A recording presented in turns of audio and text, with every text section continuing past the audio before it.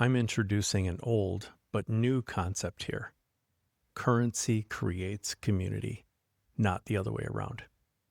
Where currency is not dollars, but the value a person's labor, skills, honesty, wisdom, and commitment brought into a community, and the resulting value generated from collaboration between multiple community members.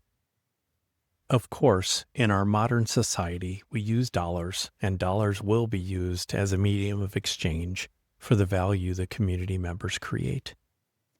The resilient communities of the future will be created by one person starting down the resilient path, and by living resiliently, then demonstrating an exceptional quality of life.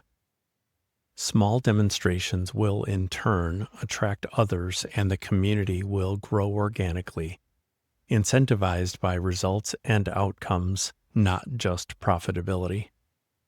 This is the way America was built, and as Americans, we must return to these origins, leveraging resources the modern world has to offer. As I shared in previous chapters, the current community model is unsustainable and will break if we don't course correct. Using the operating system my colleagues and I have developed, well-balanced, healthy approaches to community will emerge, not the artificial, unsustainable community models we have today.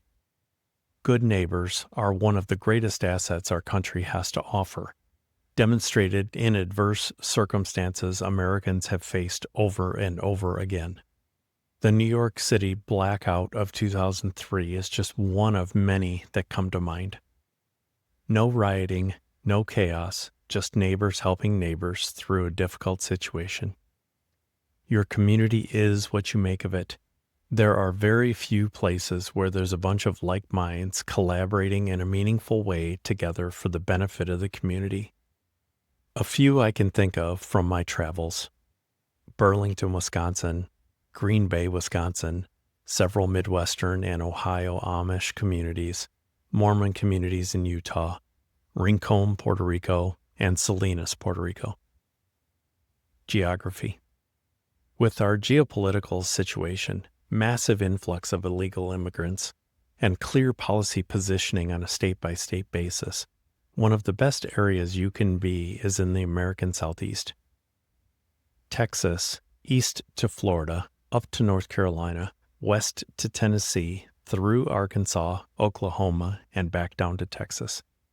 I'm not saying other areas won't be okay, like the upper Midwest, extreme Northeast, and Northern Rockies. There will be some.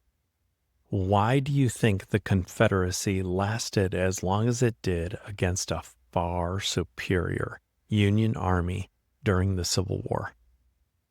One primary reason: the ports.